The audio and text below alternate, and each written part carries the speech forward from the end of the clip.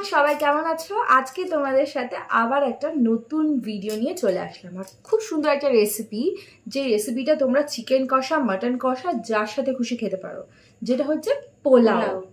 এবারে আমি পোলাও রান্না করতে একদমই জানি না, তো আজকে আমার মার কাছ থেকে আমি শিখবো যে কিভাবে পোলাও রান্না করা যায়। আমি শুনেছি খুব ইজি প্রসেসে রান্না করা যায়, কিন্তু আমাদের বাড়িতে বিরিয়ানি, ফ্রাইড রাইসটাই বেশি হয়, পোলাও খুব একটা হয় না। বিরিয়ানি হয় মানে প্রায় আমার তো মানে সপ্তাহে সপ্তাহে প্রচুর বিরিয়ানি খেতাম বিয়ের আগে।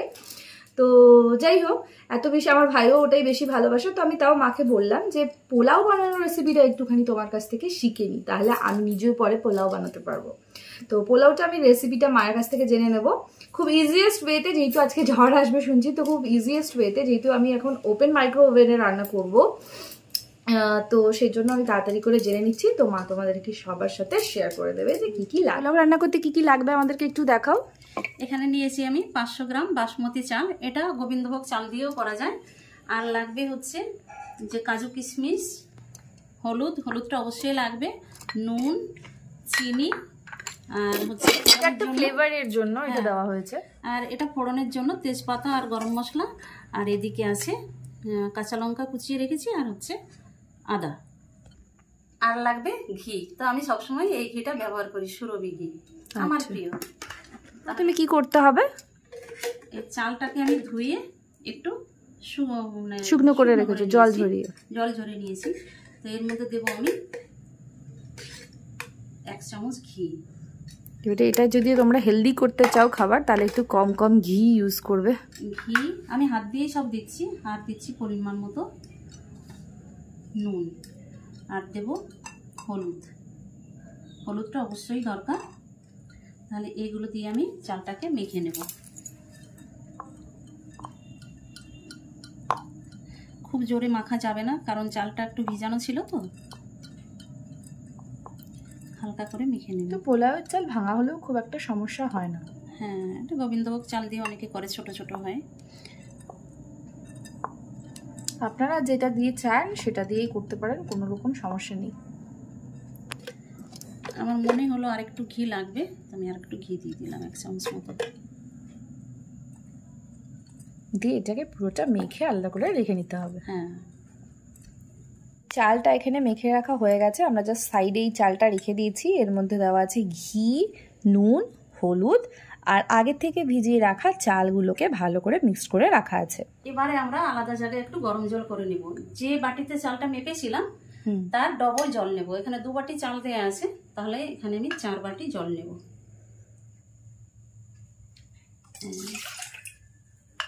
আচ্ছা, আমরা এটা ওপেন মাইক্রো ওভেনে রান্না করছি। ওপেন মাইক্রো ওভেন জিনিসটা অনেকেই জানে না, এখন ইন্ডাকশানের যুগ হয়ে গেছে, কিন্তু এটা কিন্তু ইন্ডাকশান নয়, এটা ওপেন মাইক্রো ওভেন। আমার যখন 5-7 বছর বয়স, এটা তখন থেকে আমাদের বাড়িতে আছে। খুব একটা বেশি ইউজ করা হয় না, আমার মা একদমই ইউজ করে না। এটার একটা বৈশিষ্ট্যও আছে, ধরো যখন আমরা এখানে খুব তাড়াতাড়ি জল গরম হয়ে যায়, দেখতেই পাচ্ছ, ওই সুইচটা অন করে দাও, তো যত তাড়াতাড়ি ওই সুইচটা ওখান থেকে অফ আছে, তো যত তাড়াতাড়ি জলটা গরম হয় তোমরা সেরকমভাবে দেখতেই পাবে। দাঁড়াও, তো এখানে জলটা গরম হচ্ছে। এবারে এটার বৈশিষ্ট্য হচ্ছে, দেখো জলটা খুব তাড়াতাড়ি ফুটে যাবে, মানে আমি জাস্ট এখনই অন করলাম। এবারে হচ্ছে এই জায়গাটাতে কিন্তু আমরা ধরতে পারছি, আর জলটা দেখো খুব তাড়াতাড়ি ফুটে যাবে, মানে ভেতরটা তোমরা দেখতে পাচ্ছ, ভীষণ তাড়াতাড়ি জলটা ফুটে যায়। তো দেখুন জলটা কিন্তু অলরেডি অনেকটাই হয়ে গেছে। এবারে পুরোটা ফুটে গেলে জলটা অ্যাকচুয়ালি ভিতরে ভীষণ বেশি গরম, কিন্তু দেখুন এখানে কিন্তু পাত্রটা কিন্তু ধরা যায়, ইজিলি ধরা যায়, এবং জলটাতে দেখাই যাচ্ছে কতটা গরম হয়ে গেছে। দেখেছো ভিতরটা পুরো ফুটছে রীতিমতন। বেশি ফোটানোর দরকার নেই, দেখুন খালি হাতে নামিয়ে দিচ্ছি, এই যে খালি হাতে ধরা যায়, কিন্তু জল যতটুকুনি জায়গায় আছে অতটুকুনি কিন্তু দেখা যাবে না। তো এরপরে আমরা একটা ননস্টিকের কড়াই বসিয়ে দিলাম, যার মধ্যে আমরা রান্নাটা করব। তো এটা আমরা রাইস বয়েলে মানে সেট করে রাখলাম, বিভিন্ন ইয়ে করা আছে, টি আছে, ওটা সব যেগুলো ইন্ডাকশনের মতনই সমস্ত সিস্টেম রয়েছে। প্রথমে আমরা দিয়ে দিলাম ঘি, ওখানে 2 চামচ দেওয়া আছে, এখানে 1 চামচই দিলাম। হ্যাঁ, বেশি দেওয়ার দরকার নেই, আমি একদমই বেশি এরকম ফুড রান্না করি না। তো এটাকে ভালো করে ছড়িয়ে নিচ্ছি। হয়ে গেছে গরম, এটাতে প্রচুর স্পিডে রান্না হয়ে যায় অ্যাকচুয়ালি। দিয়ে দিলাম তেজপাতা, গরম মশলা, গোটা গরম মশলা, আদাটাও দেবে একটু ভাজা ভাজা হয়ে যাওয়ার পর। এরপরে আদা কুচিটা, লঙ্কাটা এখন দেওয়ার দরকার নেই, লঙ্কাটা পরে দেবো। হয়ে গেছে, এবার দিয়ে দেবো আমরা চালটা। ভালো করে ভাজতে হবে। তো এবারে যেহেতু আমি মার কাছ থেকে শিখছি, তাই এটাকে আমি নাড়ছি আর কি। আমি তো কাজ বাড়াই বেশি, একটা জিনিস করতে গিয়ে 4টে জিনিস এদিক ওদিক। কিন্তু একটু ওদের হাতে ধরে না শিখালে তো শিখতেও পারবে না। না, টুকটাক রান্না যা করতে পারি মার কাছ থেকে খুন্তি ধরাটা শিখেছি। ছোটবেলায় ভাবতাম কি রান্না এইভাবে এইভাবে করে শুধু, কিন্তু তারপরে মা আমাকে শিখিয়ে দিয়েছিল না, এইভাবে নিয়ে গিয়ে উল্টাতে হবে, আবার এইভাবে নিয়ে গিয়ে এদিকে উল্টাতে হবে। যদিও আমাদের কড়াইটা মনে হয় একটু ছোট হয়ে গেল, বড় কড়াইতে নিলে ভালো হতো। তো তাতে কোনো অসুবিধা নেই, ভর্তি হয়ে যাবে যখন রান্নাটা হবে। ঠিক আছে, কড়াই পাল্টানো যাবে, অনেক কড়াই আছে। আমি ভাবলাম যে ছোটোর মধ্যে হবে, সুন্দর দেখতে লাগবে, তাই এই কড়াইটা আমি চুজ করে নিয়ে আসলাম এই রান্নাটা করার জন্য। আমার হাতে যাওয়া মানে আলাদাই একটা ব্যাপার হওয়া। চলো এবারে তুমি আবার করো। রাইসটাকে ভালো করে ভাজা ভাজা তৈরি করে নিতে হবে, হালকার উপরে ভেজে নিলেই হবে। অসম্ভব সুন্দর একটা গন্ধ বেরাচ্ছে, জাস্ট মানে ঘির সাথে বাসমতি রাইসের এত সুন্দর একটা ফ্লেভার। মানে ঘির মধ্যে পেঁয়াজ দিলেও কিন্তু দারুণ একটা ফ্লেভার আসে, গরম মশলা পেঁয়াজ এগুলো দিলে খুব সুন্দর একটা ফ্লেভার আসে, আর দারুণ একটা ফ্লেভার। এটা অনেকে ভেজেও নেয়, হ্যাঁ ভেজে নিলে ভালো লাগতো, আমার ভাজতে ভালো লাগে না। কাজু কিশমিশগুলো আগে মানে ভাজেনি, অনেকে ঘি দিয়ে আগে কাজু কিশমিশগুলো ভেজে তুলে রাখে, কিন্তু আমি অ্যাকচুয়ালি একটু হেলথ কনসিয়াস হয়ে গেছি আগের থেকে। এত আমি ফাস্ট ফুড খাই, তো আরও বেশি ঘি ইউজ করলে আমি বললাম যে না না বেশি ঘি ইউজ করবে না। তো যাই হোক, এটা একসাথে দিয়ে এবারে ভালো করে মিক্স করে নিচ্ছে। ভাজা হয়ে গেছে, এবার আমি এখানে মেপে রেখেছিলাম যতটা চাল তার ডবল জল। তো জলটাকে আমি একটু গরম করে নিয়েছিলাম, সবটা জলই দিয়ে দেবো। না, কড়াইটা একদম পারফেক্ট হয়েছে, ভীষণ সুন্দর। তো এরপরে আমরা এটাকে কিছুক্ষণ নাড়িয়ে নেওয়ার পরে ঢাকা দিয়ে রাখবো। তো এরপরে আমরা কি করলাম, ঢাকা দিয়ে রাখলাম। এবারে ঢাকা দিয়ে এটা মোটামুটি হতে দিতে হবে। আমি এত বেশি এক্সাইটেড হয়ে গেলাম, তাই আমি ভাবছি যে একটু উঠিয়ে দেখি। তো এখনো কিছুই হয়নি, কিন্তু দারুণ একটা গন্ধ বেরালো। এটা কিন্তু সম্পূর্ণ নিরামিষ রেসিপি। এইটার সাথে তোমরা যেরকম মাটন কষা, চিকেন কষা এগুলো দিয়েও খেতে পারো, আবার এটার সাথে কিন্তু নিরামিষ যে কোনো রান্না দিয়েও খেতে পারো। আর এই রান্নাটা আমি এই জন্যই শিখছি যে বাড়িতে গিয়ে আমি শ্বশুর বাড়িতেও এটা রান্না করে খাওয়াতে পারবো, তার জন্য আমি শিখে নিলাম। নেক্সট আমি শ্বশুর বাড়িতে গিয়েও এটা ট্রাই করবো। রান্নার বাইরে থেকেই এত সুন্দর গন্ধ বেরাচ্ছে, তাই আমি এটা আরেকবার না তুলে পারছি না।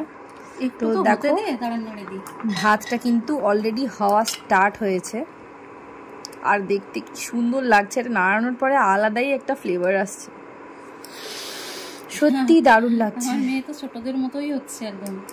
মা ঢাকা দিয়ে দিয়েছে, তো বাইরে ঝড় আর ভেতরে হচ্ছে এত সুন্দর রান্না। যদিও এই সময় কারেন্টের রান্না করা উচিত নয়, তাও এখন একটু ঝড় বাতাস বন্ধ, তাই আমরা এখন একটু রান্না করছি। এবারে ঢাকনাটা তুলে দেখছি, এবারে আমাদেরকে আস্তে আস্তে জলটাকে মরাতে হবে। জলটা মরানোর আগেই শুনলাম যে চিনিটাকেও এবারেই হচ্ছে মা দিয়ে দেবে। তো এখানে আমি 4 চামচ মেপে রেখেছিলাম চিনি। ওয়াও, আর সত্যি ভীষণ সুন্দর একটা ফ্লেভার আসছে। এইটাতে দেখি হাত দেওয়া যায় কিনা। ওয়াও, এটাতেও হাত দেওয়া যায়।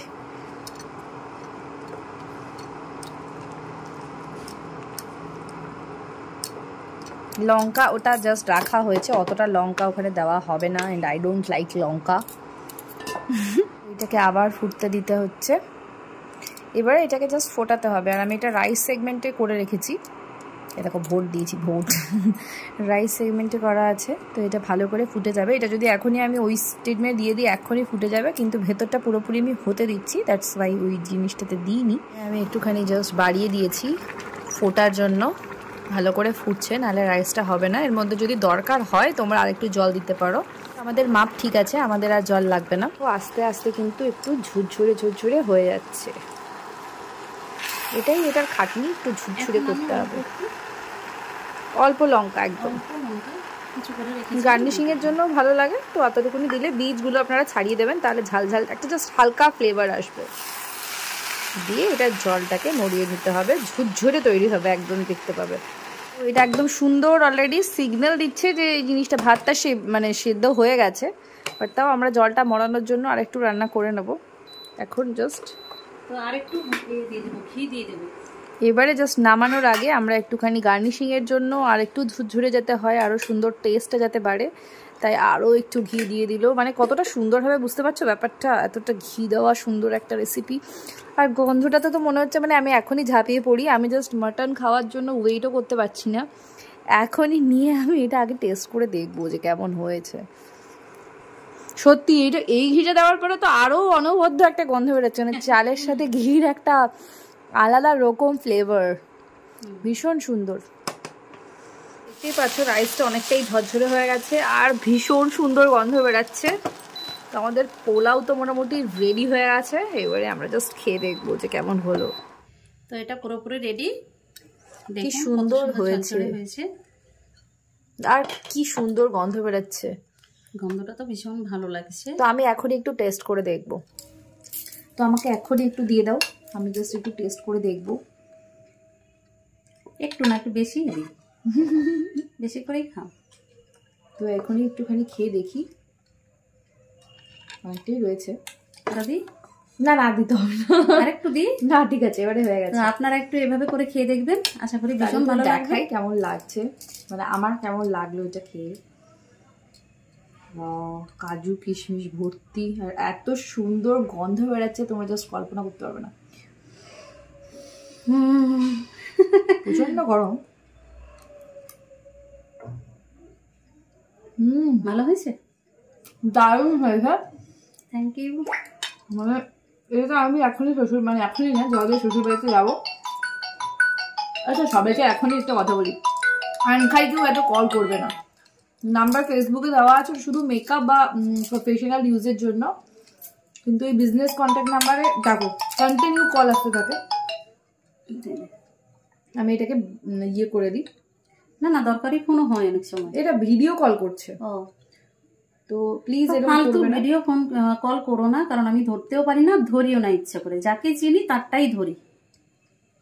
তো এরকম অনেকেই কল করে। যাই হোক আমাদের ভিডিওটা ওই জন্য কাটলাম না আমি ভিডিওর জায়গাটা। তো এটা খেতে দারুণ হয়েছে, তো তোমরাও ডেফিনেটলি হচ্ছে গিয়ে এটা ট্রাই করো।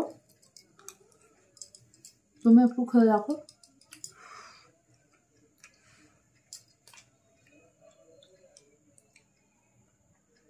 কেমন হয়েছে। দারুণ হয়েছে, আর লঙ্কাটা যে একদম অল্প দেওয়া হয়েছে না, ওটার জন্য ফ্লেভারটা আরো সুন্দর লাগছে। কাঁচা লঙ্কার একটা সুন্দর ফ্লেভার আসছে, কাজু কিশমিশ আর করছি বলে বলছি না, খুব সুন্দর হয়েছে খেতে।